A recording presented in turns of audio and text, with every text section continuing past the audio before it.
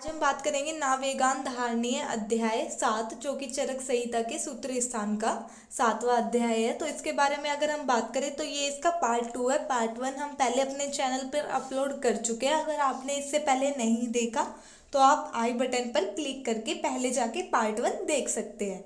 अगर हम बात करें अब नावेगान धारणीय अध्याय की, इसके पार्ट 1 में हमने बात की थी कि कौन से वेगों को धारण करना चाहिए और किन्हें धारण नहीं करना चाहिए। तो ये सारी बातें हम अब कर आए थे। तो उसके बाद हम बात करेंगे अब इसके व्यायाम वर्णन के बारे में, और फिर हम बात करेंगे स्वस्थ वृत्त वर्णन के बारे में।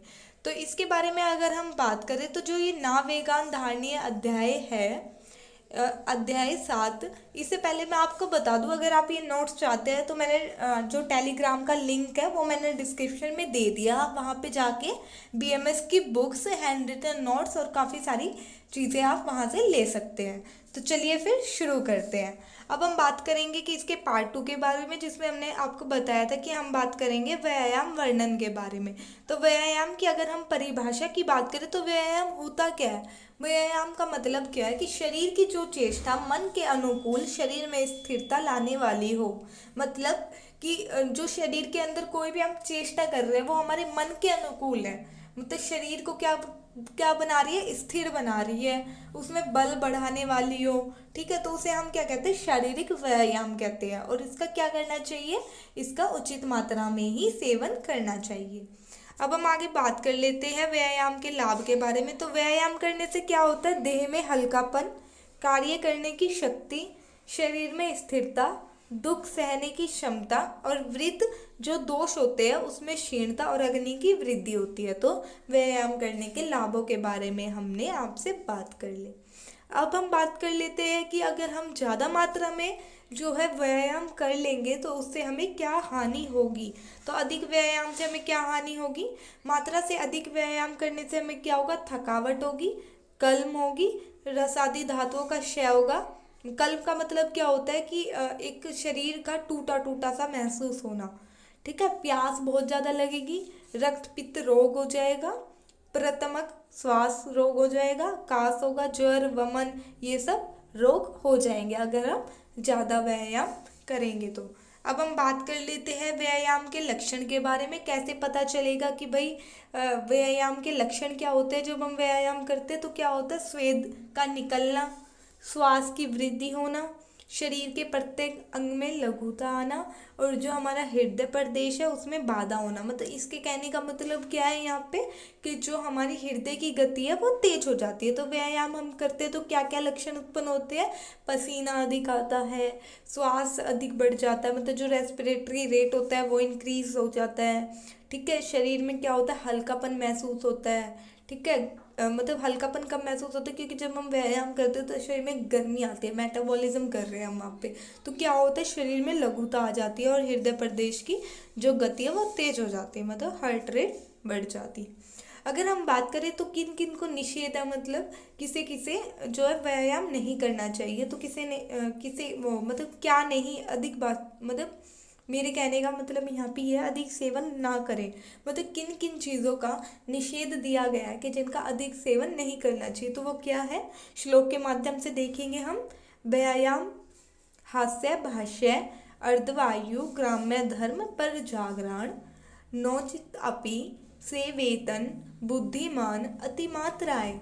मतलब कहने का मतलब क्या है? व्यायाम, हास्य का मतलब हंसना, भाष्य का मतलब अधिक बोलना, अदर्व आयु, ग्राम्य मतलब रास्ता अधिक चलना, ठीक है, मैथुन, और प्रजागरण का मतलब क्या होता है? जागना।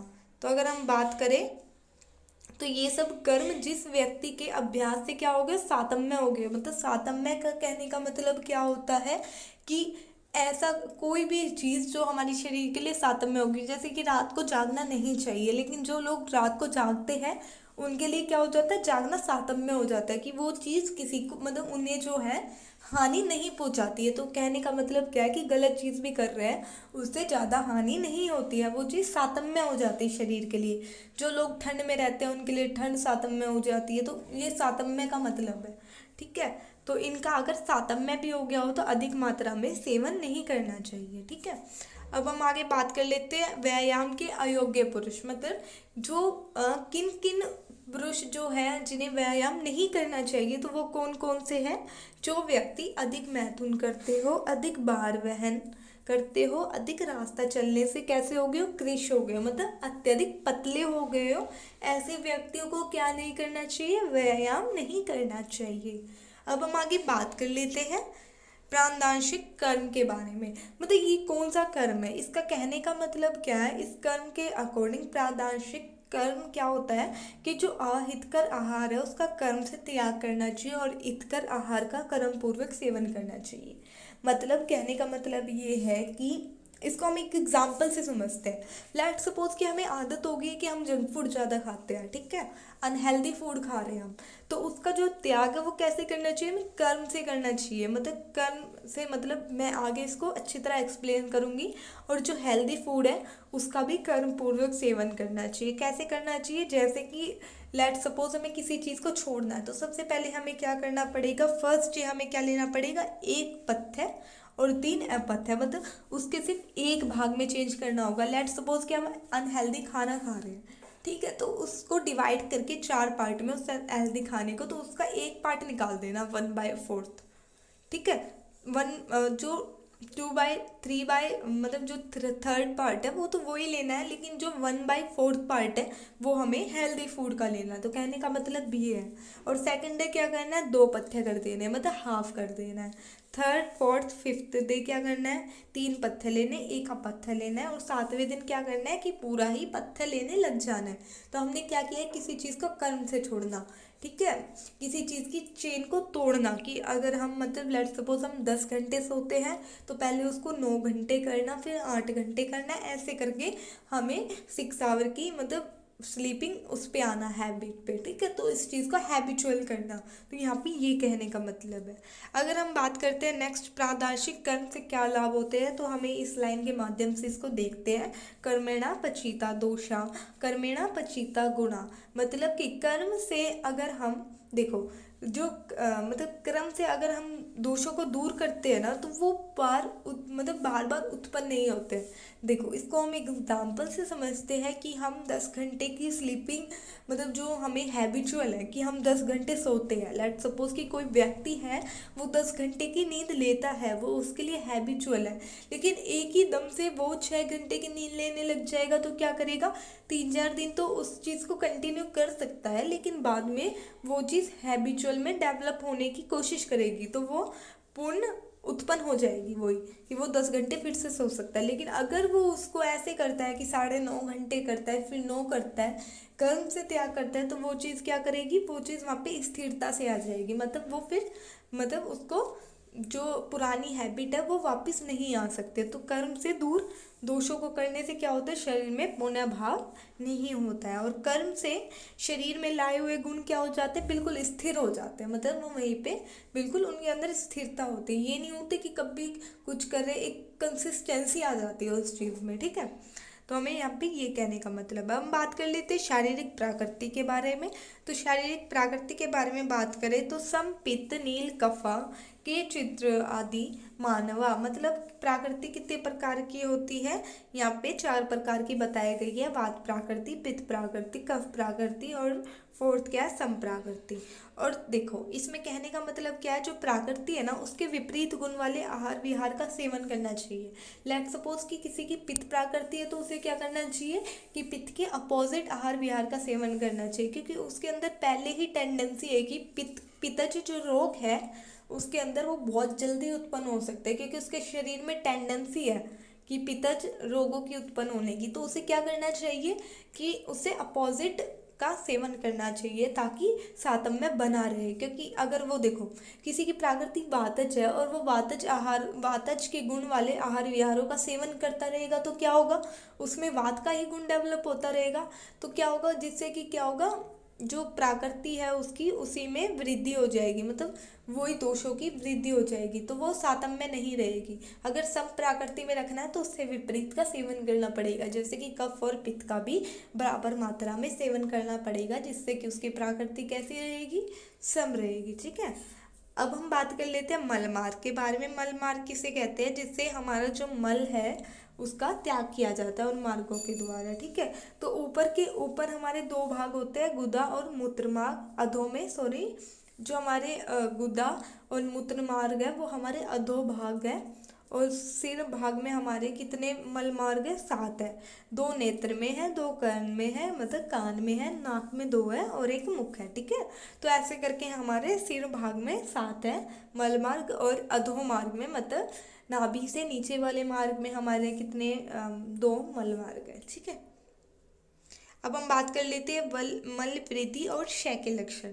जब दुष्ट होकर मल मात्रा से अधिक हो जाते हैं तब इन मल मार्गों में बाधा पहुंचाते हैं। कहने का मतलब क्या है कि जब दुष्ट होकर मतलब जब शरीर में क्या होता है कि मल अधिक हो जाएगा तो मल मार्गों में बाधा पहुंचाएगा। मल मार्गों में क्या होगा? भारीपन आने से क्या होगा कि मल की वृद्धि, मतलब जो मल क्या होगा, मल ज़्यादा हो गया तो वो रुक जाएगा और मल की वृद्धि हो जाएगी, जिससे क्या होगा कि वैसे ही दोष उत्पन्न होने लग जाएंगे। लेकिन अगर मल का त्याग होता रहेगा तो मल मार्गों में हल्कापन रहेगा और मतलब मल का क्षय होगा।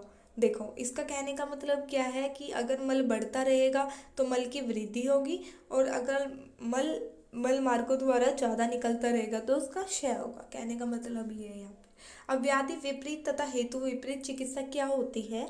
देखो, इसका कहने का मतलब क्या है? व्याधि से विपरीत और हेतु से विपरीत। हेतु का मतलब लक्षण, ठीक है, और व्याधि का मतलब रोग। यहाँ पे पहले ये समझते हैं।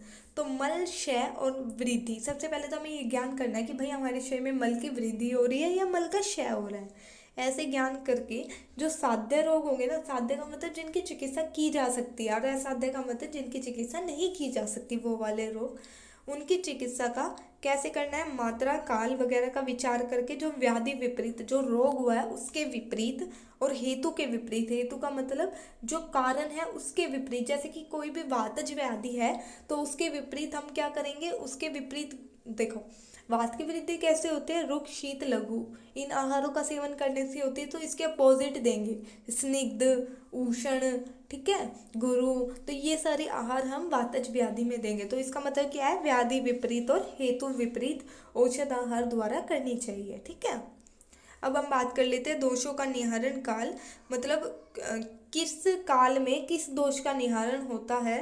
तो श्रावण में क्या होता है? वात का निवारण होता है। पित्त में क्या, वो पित्त का कब होता है? अघन में होता है। और कफ का कफ को किस में दूर किया जाता है? चैत्र में। ठीक है, तो ये हो गया हमारा। अब पंचकर्म और रसायन,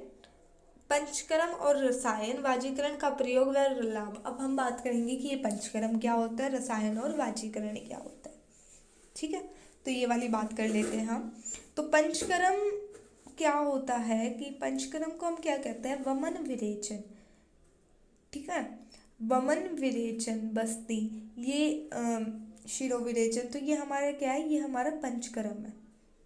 ठीक है, जो दोषों को निकालने के लिए किया जाता है। इसमें दोषों का निवारण किया जाता है, जैसे कि वमन में कफ का किया जाता है, विरेचन में पित्त का किया जाता है, और बस्ती में वात का किया जाता है। ठीक है, तो ये दोषों का पंचकर्म हो गया। रसायन क्या होता है कि रसायन दोषों को दूर करने के लिए रसायन दिए जाते हैं कुछ, और शरीर की वृद्धि करने के लिए रसायन का प्रयोग किया जाता है। वाजीकरण का प्रयोग कब किया जाता है कि शरीर में शुक्र की कमी हो रही है तो वाजीकरण का प्रयोग किया जाता है। शरीर को जवान बनाने के लिए जो भी है वाजीकरण का प्रयोग किया जाता है। अब हम बात कर लेते हैं आगंतुज तथा मानसिक रोगों की। आगंतुज क्या, कौन से रोग होते हैं? देखो, 2 प्रकार के रोग का डिस्कशन किया था कि दोष 2 प्रकार के होते हैं, निज और आगंतुज। निज का मतलब क्या होता है? जो वात पित्त कफ से उत्पन्न हुआ, और आगंतुज का मतलब वो कौन से रोग होते हैं? जो बाहरी कारणों से हुआ, जैसे कि सांप काट गया या बाहर से चोट लग गई या जल गया, तो ये सब क्या है? आगंतुज रोग है। ठीक है, और मानसिक कौन से होते हैं? मानसिक रोग होते हैं जो मन के रोग होते हैं। तो इनके हेतु का मतलब कारण, और इनकी चिकित्सा मतलब जो इनकी चिकित्सा की जाती है। ठीक है, अब हम बात कर लेते हैं इनके हेतु का कारण। आगंतुज रोगों का हेतु क्या होता है? भूत लगने से, विष का सेवन करने से, अग्नि से, जल से, ठीक है, आघात लगने से, तो ये सारे कारण होते हैं इसके।